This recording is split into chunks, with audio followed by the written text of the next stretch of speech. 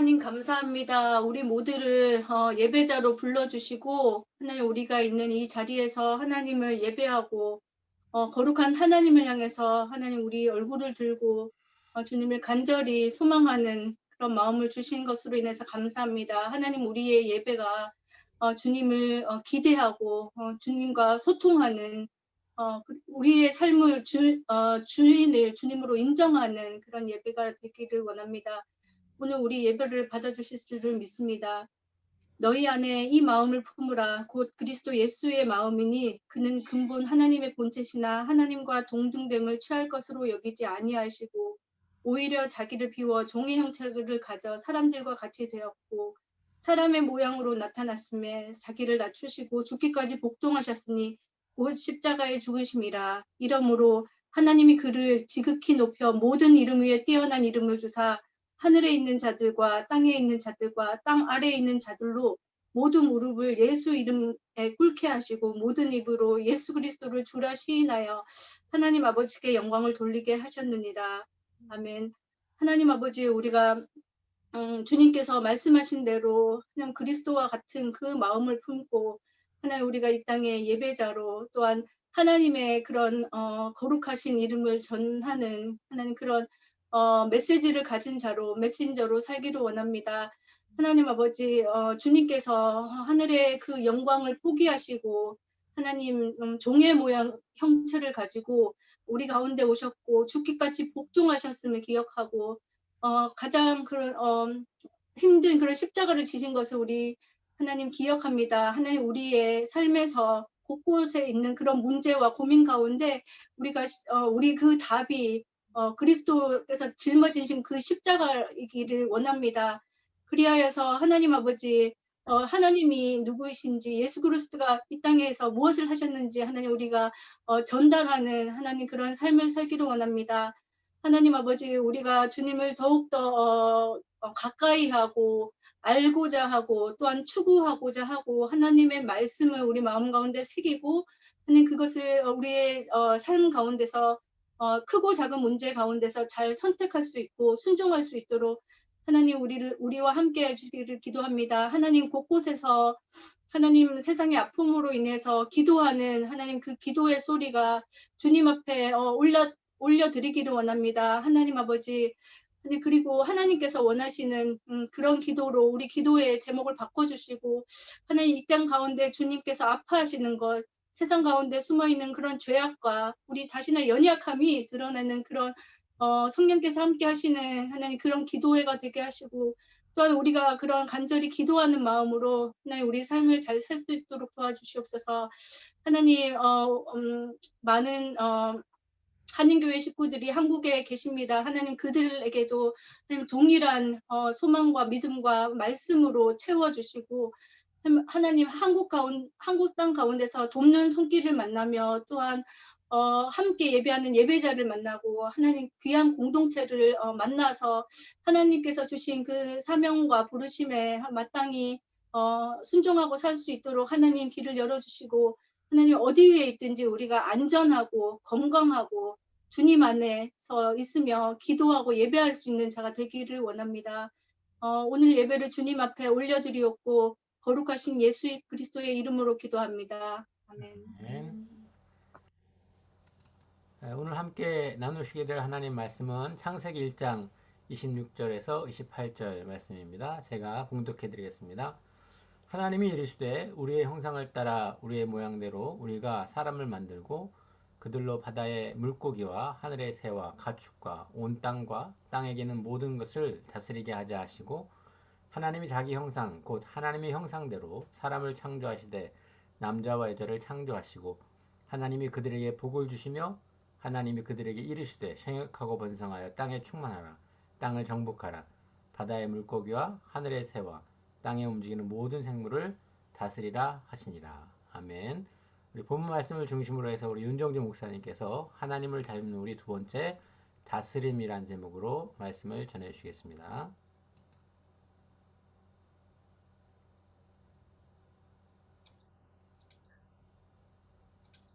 네, 반갑습니다. 우리 아들이 집을 나가서 돌아오진 않고 있어요. 그래서 어디 갔는지 모르겠지만 다음 주에는 주일날은 외출을 금지를 시켜야 될 것 같습니다. 예배 전에 나가서 머리를 쓰는 건지 뭔지 모르겠지만 아빠가 어릴 때 가출했더니 얘는 이제 주일마다 가출을 하네요. 이제 아빠를 닮아서 그런지.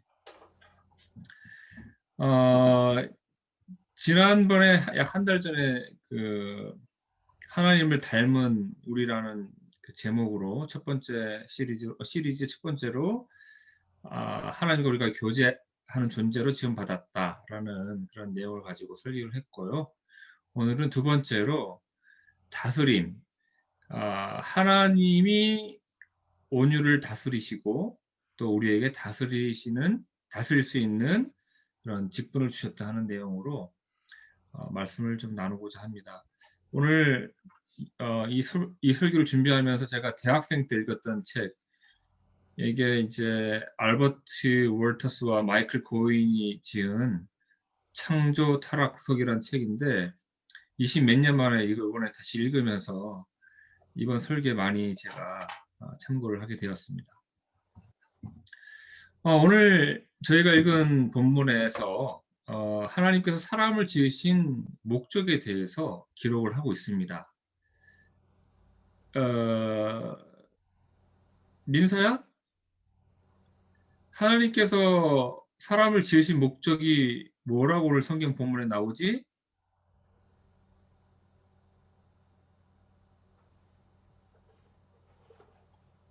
뭐요? 다시 얘기해. 오늘 성경 말씀에 하나님이 사람을 지으신 이유를 적어 놓았어. 기록을 해 놨는데 그게 뭐였던 것 같아? 기억이 나? 아니요. 알겠어. 그러면 이나야. 이세야, 이나야 뒤에 머리 쓰고 있는 후드 입고 있는 사람이. 이세야. 이세야. 기억나? 하나님 사람을 지은 목적. 저번에 얘기했었죠. 몰라. 말해봐, 이세야.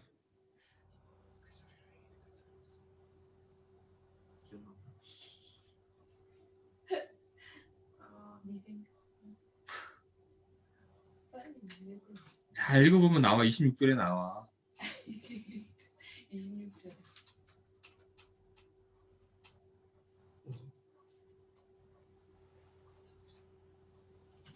모든 것을 다스리게 하려고. 그렇지. 정답. 이야. 그래요. 그러니까 하나님께서 우리 사람을 만드신 목적을 여러 가지 이유로 설명을 할 수 있겠지만 오늘 그 본문에는 분명하게 뭐라고 나와 있냐면 사람을 만들어서 다스리게 하자. 이렇게 분명하게 명시되어 있죠. 그렇다면 무엇을 다스리게 하셨습니까? 잘 보면 하늘과 땅과 바다에 있는 모든 생물을 다스리게 하셨죠. 그리고 그 같은 28절에는 또 땅을 정복하라. 이렇게 나와 있습니다. 그래서 창세기 1장 22에서 28절을 요약을 하면 하나님께서 사람을 하나님의 형상으로 만들고 사람으로 땅을 정복하고 온 세상의 생물을 다스리게 하셨습니다.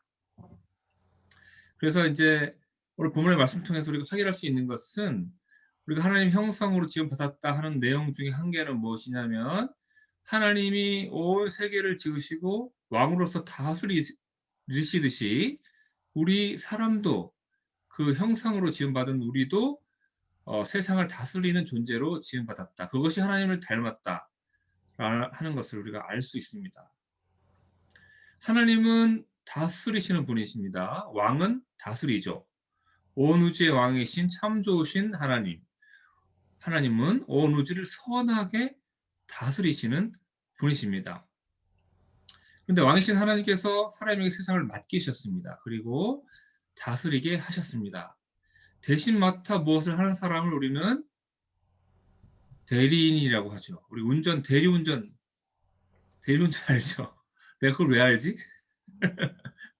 또 청지기라고도 하죠. 그래서 하나님께서 세상을 하나님을 대신해서 우리로 하여금 다스릴 수 있도록 대리인 혹은 청지기라는 지위를 부여하셨습니다. 참 좋으신 하나님, 선에게 온 우주를 다스리시는 하나님께서 하나님을 닮은 사람에게 세상을 선하게 좋게 잘 다스리기를 원하셨습니다.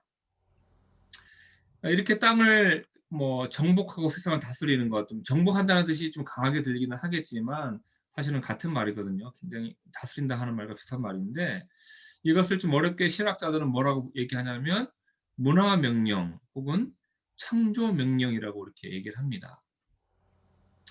정복한다는 말 아까도 얘기했지만 좀 강하고 부정적으로 들릴 수 있겠죠. 징기스칸이나 나폴레옹처럼 다른 나라를 침략하고 강탈하는 그런 의미의 정복도 있지만 여기서 나오는 정복 그런 의미가 아니라 하나님이 우리에게 주신 그 선함으로 세상을 선하게 잘 아름답게 다스린다.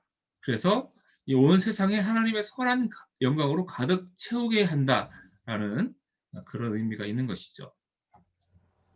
하나님께서 사람이 생육하고 번성할 수 있도록 시공간이라는 환경에 만물로 채우시고 그 만물을 다스리라고 하셨는데 그것은 바로 문화를 발전시키라는 명령이었고 이 문화를 발전시킨다는 것은 태초에 창조를 하셨던 하나님의 창조가 이제는 그 대리인인 사람을 통해서 이 세상 가운데 그런 문화 발전을 통해서 지속하게 되어졌다.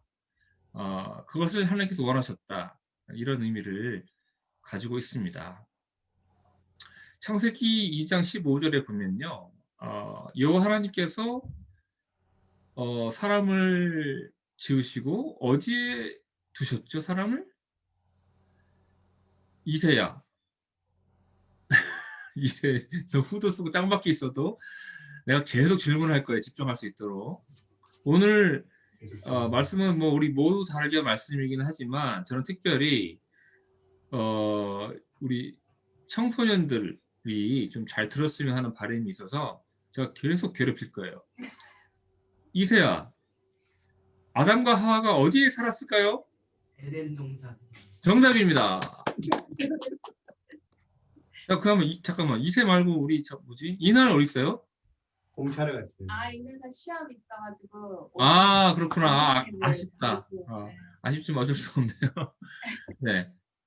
그럼 계속 이나한테 질문해야 되겠네. 이나랑. 우리 가출하고 돌아온 서훈이도 있네. 서훈이한테도 질문해야 되겠네. 잘 돌아왔구나. 자, 근데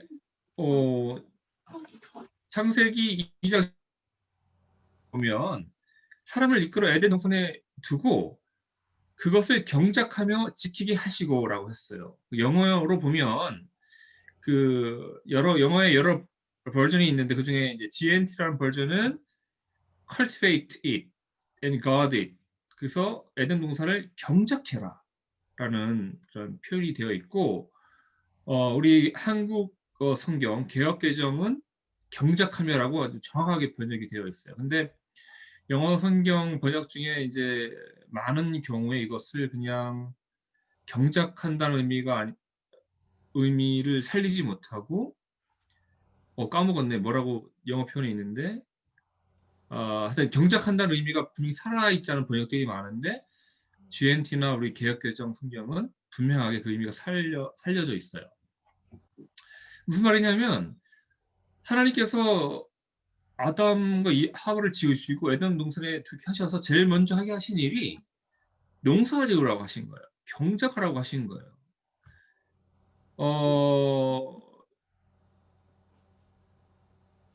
그래서 이제 그것을 쉽게 얘기하면 이제 과수원이라고 우리가 생각해 볼 수 있는데 여러분 과수원 아시나요? 서원이 과수원 알지? 아빠가 어렸을 때 그 사과, 배 이런 과일들이 달려있는 과수원에 서리를 냈잖아. 그래가지고 걸려가지고 죽을 뻔한 거 알지? 맞아 죽을 뻔한 거 알지? 당연히 이제 맞아 죽지는 않았기 때문에 오늘까지 제가 살아있는데요. 누가? 하여튼 그런 과일들이 있는 에덴 동산이 그런 곳이었잖아요. 그런 것을 하나님께서 경작하게 하셨는데 이것은 하나님이 인류에게 내리신 문화 명령의 중에 하나의 일부분에 불과하죠. 아, 맞다. 그래서 cultivate 하고 culture에서 cult, cult라는 말이 어근이 같은데 그래서 이 문화라는 것이 이렇게 경작하는 것에서 시작되었다고 주장하는 그런 학자들도 있어요. 미국의 문화학자 리차드 니버는 문화를 뭐라고 정의를 내리냐면 좀 어려워요. 잘 들어보세요. 인간 활동의 총체적 과정과 그 활동으로 인한 총체적 결과라고 이렇게 정의를 내렸어요. 좀 어렵죠?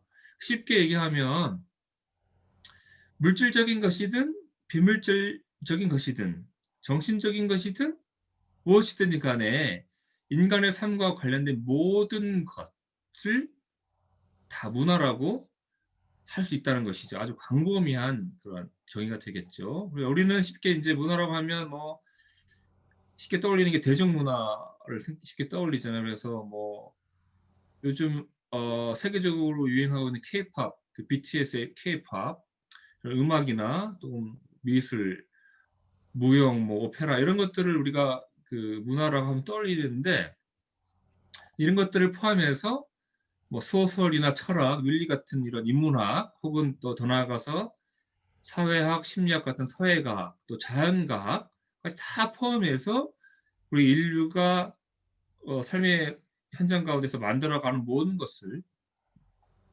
문화라 보면 되겠고 하나님께서는 우리에게 그런 문화를 발전시키라는 그런 명령을 하셨다 하는 것이죠.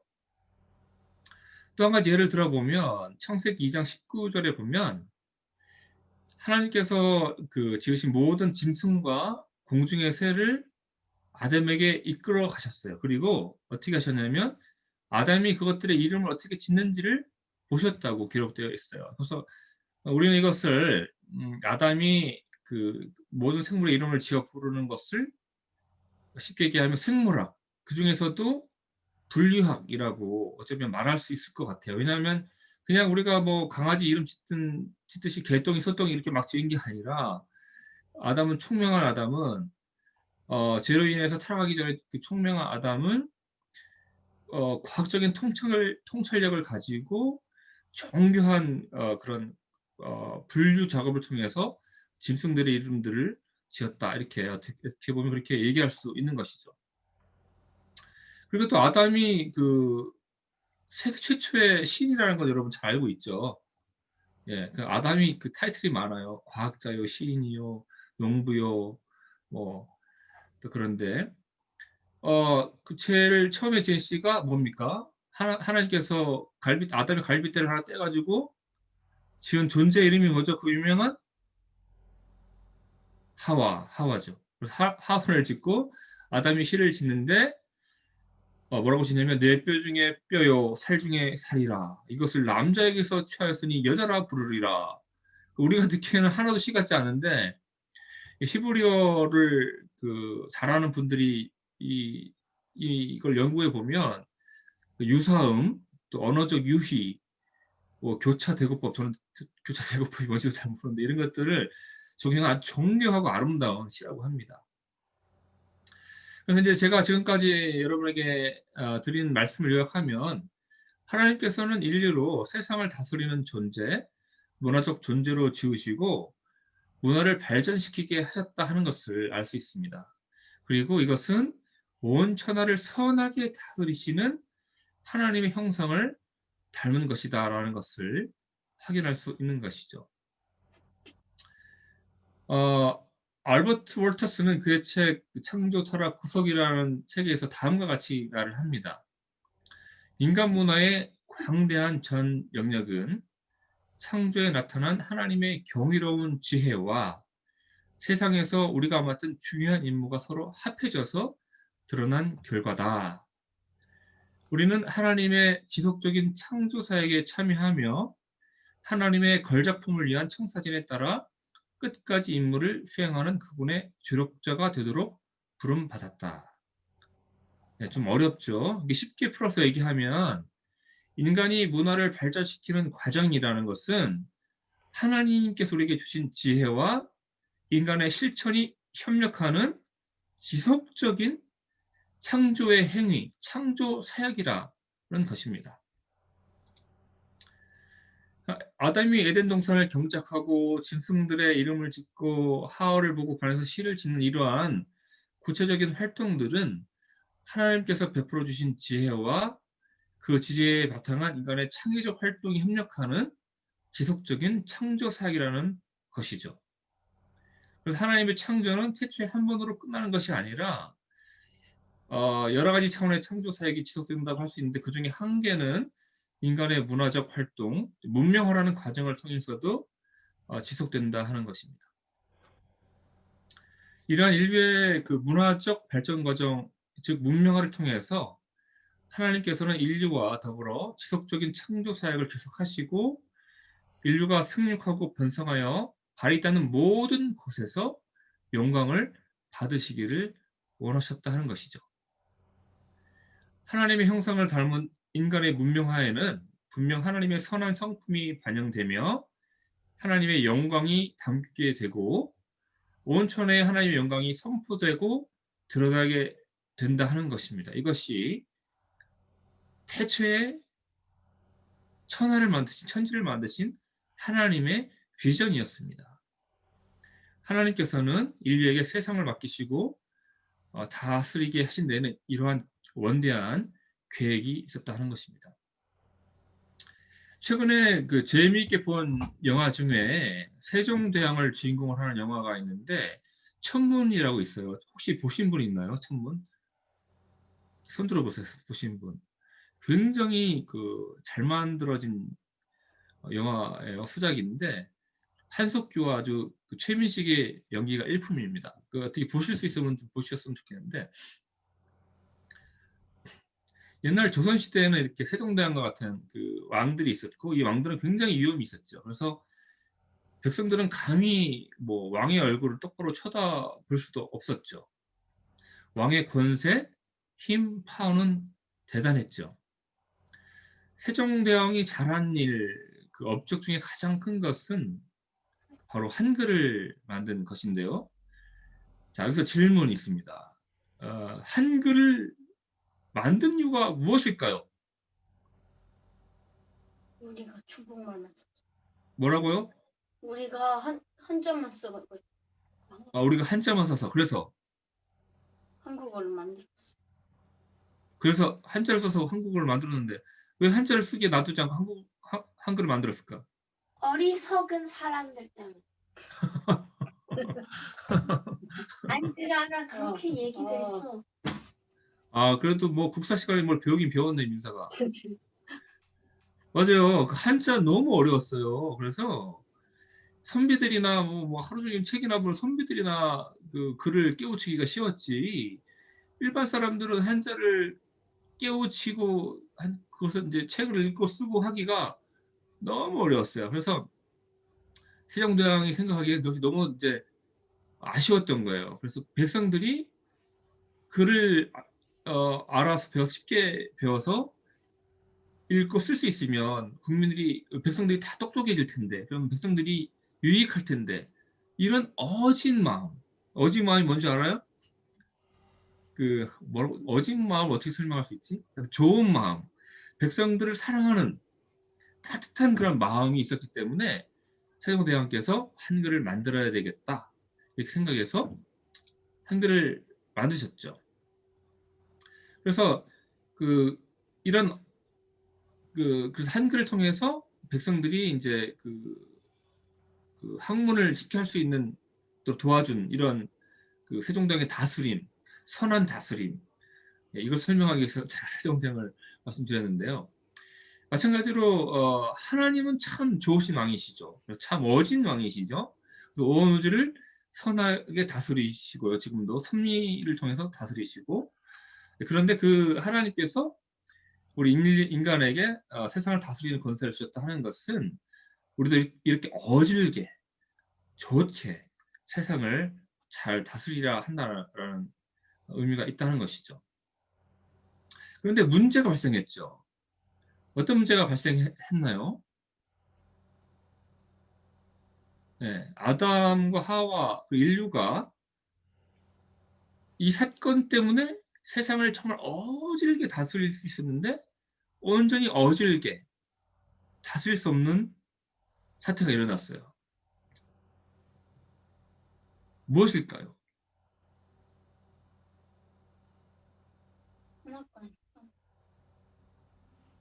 예, 선악과를 따먹는 사건이죠. 하나님께서 금하신 선악과를 따먹는 사건을 통해서 죄가 들어오게 된 것이죠. 그래서 이것은 저번에도 설명을 드렸는데 그 종이컵을 이렇게 찌그러뜨리면 완전히 못 쓰게 하는 게 아니라 이렇게 확 찌그러뜨리면 물을 따르기도 굉장히 힘들고 그 따른 물을 마시기도 힘들어서 물이 뭐 줄줄 셀 수도 있겠지만 그 컵의 기능은 여전히 남아 있겠죠. 그런 것처럼 이 아담의 타락 사건은 이 온 피조 세계에 죄가 들어오게 되어서 피조 세계가 일그러지게끔 되었어요. 이것을 우리는 이제 전적인 타락이라고 이제 신학자들은 말을 하기도 하는데요. 창세기 3장 17절에 보면 피조 세계 타락을 다음과 같이 말합니다. 땅은 너로 말미암아 저주를 받고, 또 로마서 8장 9절에서 22절의 말씀을 보면 피조물이 고대하는 바는 하나님의 아들들이 나타나는 것이니 피조물이 허무한 데 굴복하는 것은 자기 뜻이 아니요 오직 굴복하게 하시는 이로 말미암음이라. 그 바라는 것은 피조물도 썩어짐의 종로로 탄 데서 해방되어 하나님의 자녀들의 영광의 자유에 이르는 것이니라. 피조물이 다 이제까지 함께 탄식하며 함께 고통을 겪고 있는 것을 우리가 아느니라. 이렇게 되어 있어요. 그러니까 이 말씀을 통해서 우리가 알 수 있는 것은 무엇이냐면 피조 세계가 아담의 타락으로 말미암아 똑같이 훼손되고 일그러져서 고통받고 있고 이 피조 세계도 그래서 구원받기를 원한다 하는 것이죠. 그래서 이제 알버트 월트스는 이 책을 통해서 이제 하나의 비유를 설명하는데 이 피조 세계를 무엇에 비교하냐면 어린아이가 병든 어린아이로 비유를 해요. 근데 이 병든 어린아이가 이 병이 빨리 낫지 않고 청소년이 되고 성인이 될 때까지 계속 병에 걸려 있는 거예요. 근데 이 어린아이는 성장을 하죠. 키도 크고 이렇게 성장을 합니다.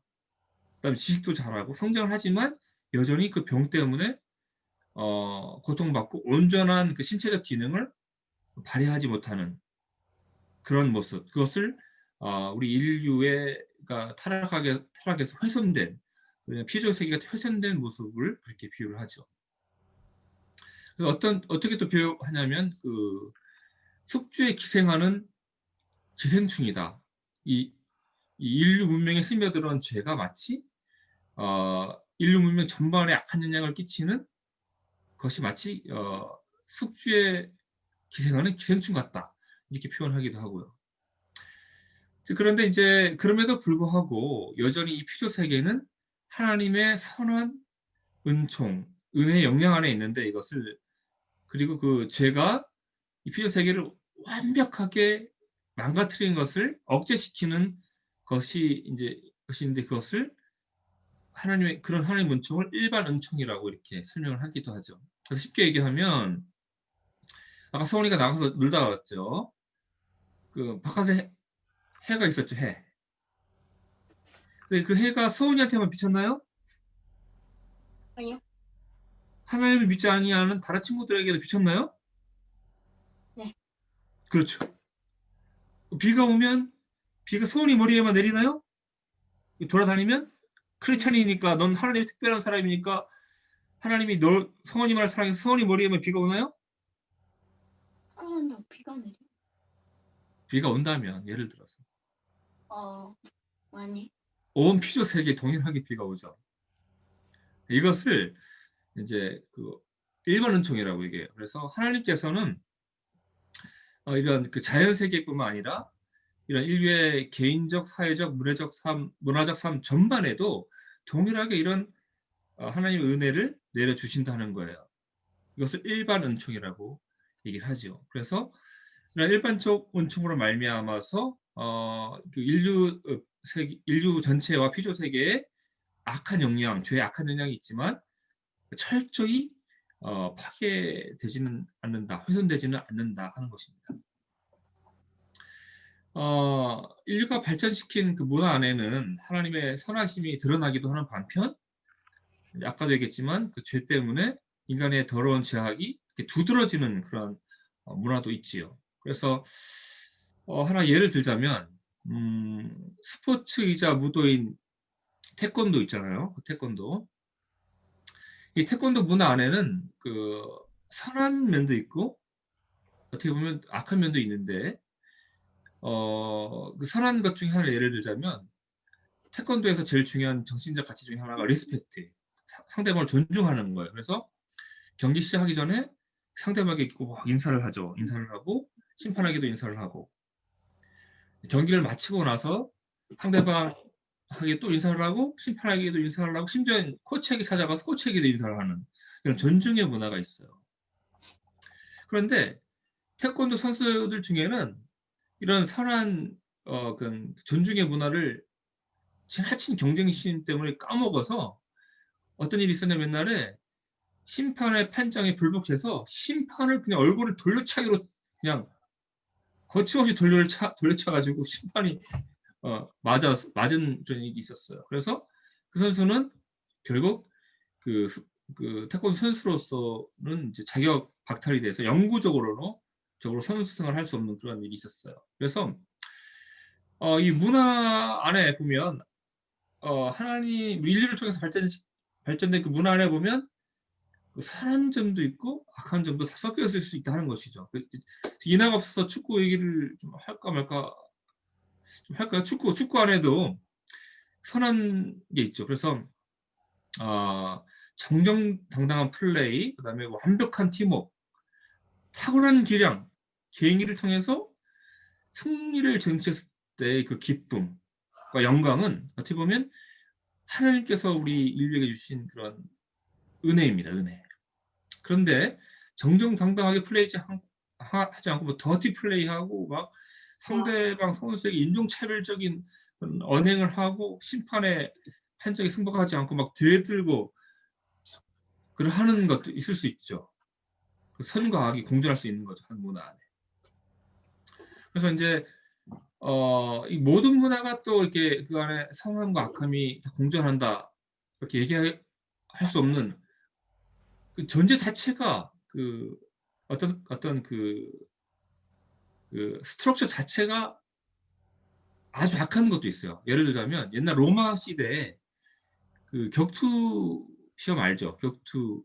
그래서 이제 격투사들이 이제 글래디에이터라는 격투사들이 상대방을 막 진짜 죽여버리잖아요. 그리고 사람들이 관중들이 그것을 보고 막 즐거워하는 이런 거. 여기에 어떤 선한 면이 있습니까? 이런 문화 안에? 그건 아니죠. 이 문화는 굉장히 사탄적인 문화라고 우리가 얘기할 수 있는 거죠.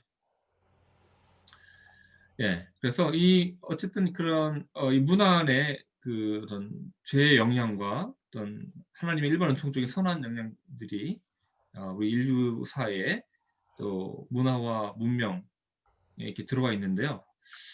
근데 이제 이것이 우리 크리스찬으로서 이런 문화를 발전시키는 것을 우리가 어떻게 받아들여야 하느냐, 예, 이걸 좀 생각해 볼 필요가 있어요. 그래서 이것을 우리는 이제 구속의 관점으로 좀 봐야 되는 것이죠. 그래서 구속의 관점이라는 것은 뭐냐면 쉽게 얘기하면 예수 그리스도께서 이 죄의 영향을 깨트리시기 위해서 십자가에서 죽으시고 부활하심으로 죽음의 권세를 이기신 거죠. 예, 그래서 이 타락한 문명을 이 피조 세계를 회복시키는 것을 우리가 구속이라고 신학적으로 얘기를 합니다. 쉽게 얘기하면 구원이라고도 얘기할 수 있겠죠. 그래서 이제 우리 인간이 아담에서 죄를 짓고 타락하고 사탄의 종로로 타고 죄의 사슬에 묶여 있지만 이 하나님의 은혜로 예수 그리스도의 십자가의 공로와 부활의 능력을 믿음으로 말미암아 이 피조 세계가 구원받고 회복되어져서 될 수 있다 하는 것이죠. 이제 우리가 이제 이 구체적으로 요한계시록 말씀을 통해서 그걸 확인할 수 있는데요. 21장 24절을 제가 읽어볼게요. 땅의 왕들이 자기 영광을 가지고 그리로 들어가리라. 이제 여기서 이제 그리로 했을 때 거기는 마지막 날에 완성될 하나님 나라, 새 하늘과 새 땅을 의미하는데요. 사람들이 만국의 영광과 존귀를 가지고 그리로 들어가겠고라고 되어 있어요. 그래서 마지막 날에 하나님 구원받은 백성들만 거기에 들어가는 게 아니라 만국의 영광과 존귀를 가지고 들어간다라고 되어 있어요. 무슨 말인가 하면 이것은 인류가 발전시킨 문화의 아름다운 면모를 의미합니다. 이를 통해서 인류의 문명의 영광스러움이 마지막 날에 완성될 하나님 나라, 즉 새 하늘과 새 땅에 존재하게 된다는 것을 의미하는 것이죠. 그런데 타락한 인류와 그 인류가 발전시킨 타락한 문명이 어떻게 하나님 나라의 영광된 모습과 조화가 될 수 있을까요? 어떻게 그게 끝까지 남아 있을 수 있게 된다는 것입니까? 베드로후서 3장 10절이 이 유문을 풀 수 있는 열쇠입니다.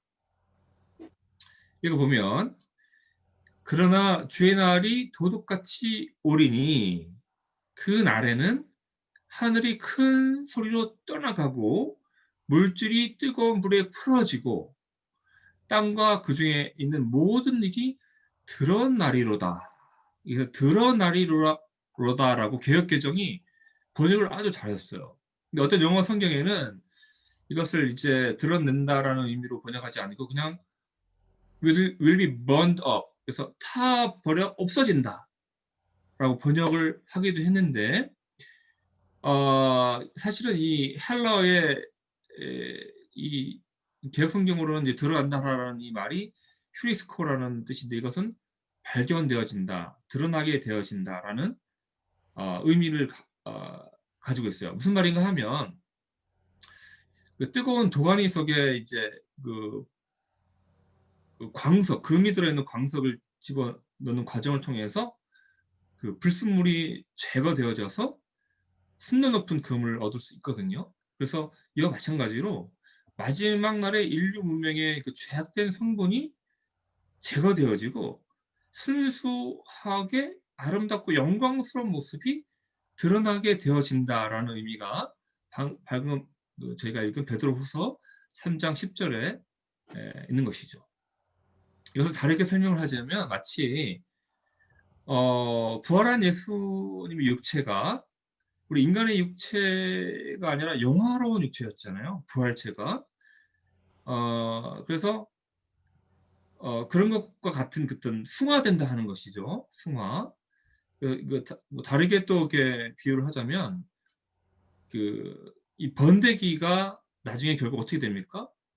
현란한 빛깔의 나비로 변화되어지죠.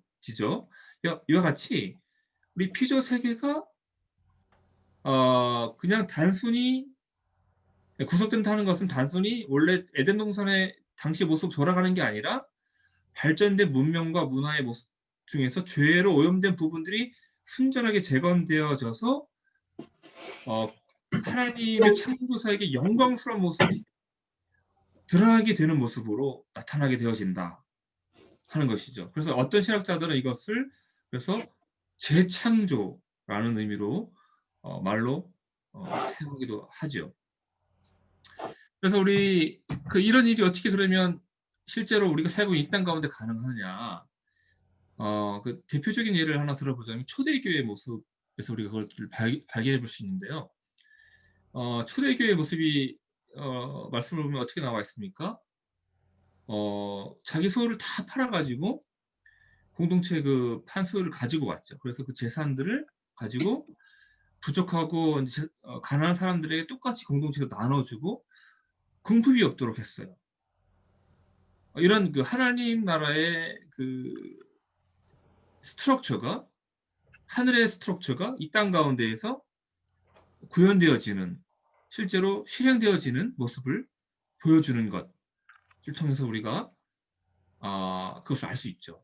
하나의 예인데 이것은 이제 신자유주의, 지금 우리 신자유주의의 세계에 살고 있죠. 그래서 절제 없이 모든 것을 막 무절제하게 개발하고 무한 경쟁해서, 그래서 인간의 인격이 비인간화되어지는 것과 같지 않고, 또 이것은 마치 그 사회주의 극단적인 체제인 공산주의가 또 인간의 그 인격을 물질을 환원시켜 버리는 그런 것과 같지 않게 인간의 인간성이 온전하게 인간의 그 하나님의 우리에게 주신 그 인간성의 존엄함이 드러나는 체제로 나타날 수 있는 것들을 실제로 이 땅 가운데 가능하다 하는 것을 보여준 게 초대교회 공동체 모습이었죠. 예. 그래서 이런 일들이 어떻게 가능하냐면 오순절 성령 강림 사건을 통해서 이 땅 가운데 성령이 오시게 되어져서 일반 은총뿐만 아니라 성령의 특별한 은총이 물 붓듯이 이 땅 가운데 부어졌을 때 실제로 이것들이 가능하게 되어진다는 것이죠. 그래서 예수님이 하나님 나라가 이 땅에 왔다, 너희 가운데 있다, among you라고 한 것은 하나님 나라가 그때 비로소 시작되었고 마지막 날에 그 하나님 나라가 결국은 완성되어진다 하게 되는 것이죠. 그래서 초대교회의 모습은 그 마지막 날에 완성될 하나님 나라의 일부를 우리가 볼 수 있도록 이 땅 가운데 나타나게 된 것이다 할 수 있습니다. 그래서 좀 오늘 좀 내용이 좀 많고 좀 어려운 부분도 있는데 이제 다 이제 맞춰갑니다. 그래서 구속, 우리가 이것을 이제 리뎀션이라고 하는데, 구속을 renewal, 그 새로워짐, 그다음에 regeneration, 새로 거듭나는 거, 그다음 회복, restoration, 이런 말로 다 표현할 수 있는 것이죠. 그래서 어떤 신학자들은 아까도 얘기했지만 이것을 recreation이라고 얘기하는 것이죠. 이런 하나님의 구속하심, 새롭게 하심, 거듭나게 하심, 회복해 하심이 마치 이 세상을 다시 새롭게 창조하신 것 같이 너무나 새롭고 새롭다는 것입니다. 예.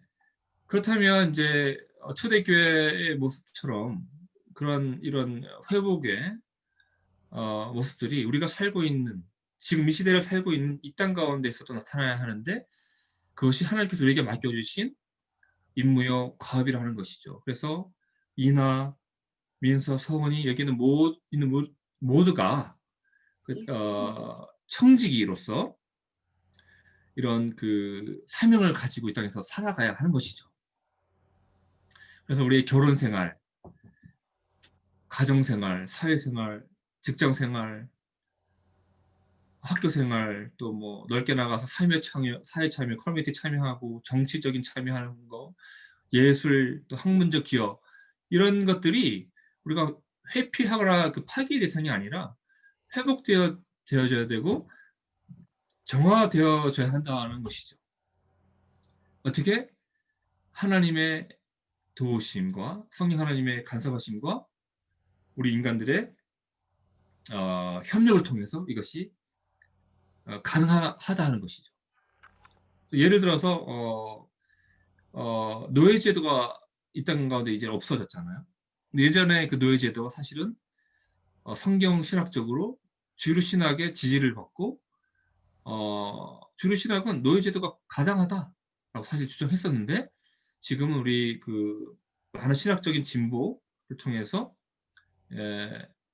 노예제도는 하나님이 기뻐하시는 제도가 아니다라고 폐기되었듯이 우리가 이 세상 가운데에서 이런 선한 영향을 끼칠 수 있는 것이죠. 우리 그리스도인들이.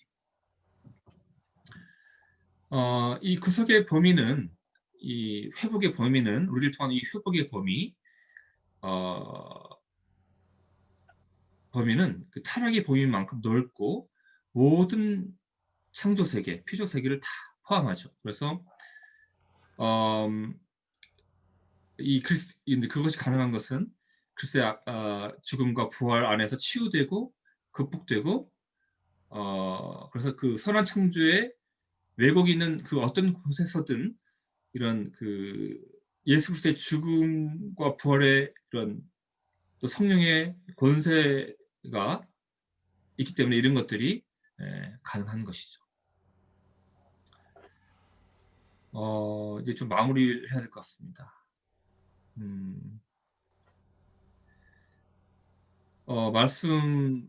요한계시록 말씀을 보고 설교를 마무리 짓겠습니다. 7장 9절 10절 말씀과 아까 읽었던 21장 24절 26절 말씀을 읽고 설교를 마무리하겠습니다. 그 후에 엄청난 군중이 모여 있는 것을 내 눈으로 보았습니다. 그 수가 너무 많아서 나는 셀 수조차 없을 정도였습니다. 모든 나라와 민족, 언어를 초월하여 모인 이 사람들은 하나님의 보좌와 어린 양 앞에 섰습니다. 그들은 모두 흰 옷을 입고 손에는 종려나무 가지를 들고 있었습니다. 그들은 큰 소리로 외쳤습니다. 구원은 보좌에 계신 우리 하나님과 어린 양에게서 옵니다. 땅의 왕들이 자기 영광을 가지고 그리로 들어가리라. 사람들이 만국의 영광과 존귀를 가지고 그리로 들어가겠고.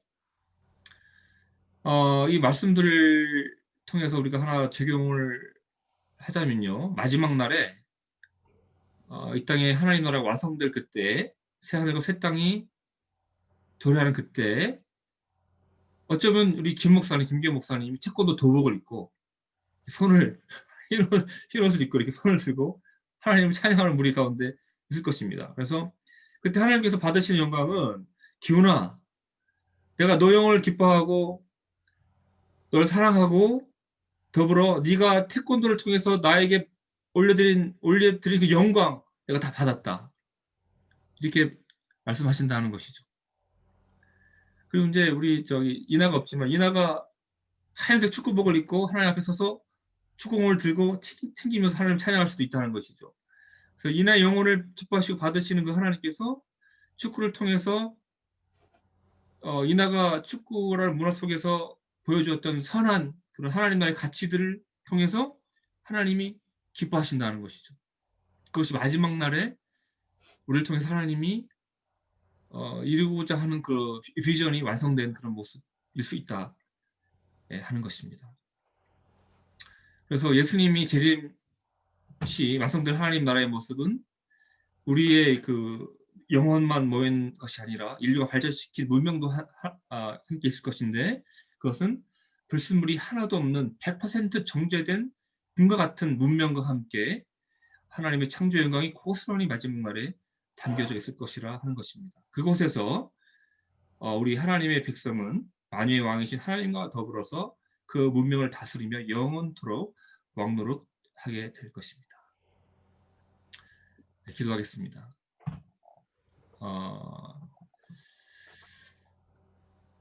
하나님 감사합니다. 하나님께서 우리를 너무 사랑하셔서 이 땅 가운데 두시고 하나님의 일반 은총을 저희들에게 베풀어 주실 뿐만 아니라 특별한 은총을 통하여서 우리 개인이 살고 있는 모든 삶의 영역, 더 나아가서 사회적 영역 가운데에서 하나님의 온전한 그런 영광이 드러나게 되어지는 것들을 오늘 말씀을 통해서 묵상을 하게 되었습니다.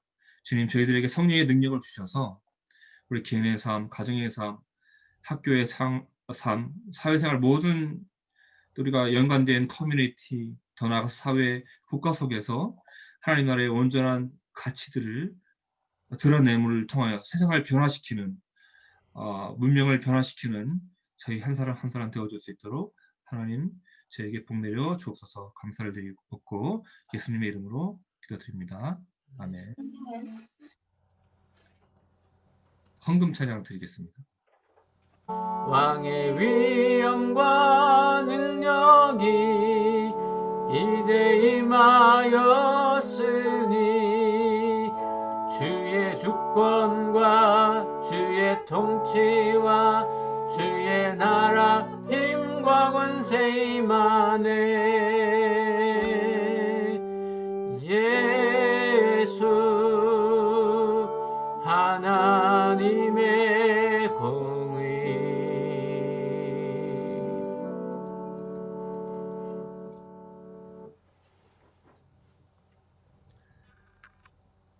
이제는 예수 그리스도의 은혜와 하나님의 그 크신 사랑과 우리에게 맡겨주신 청지기로서의 사명을 이 땅 가운데에서 감당하기 원하는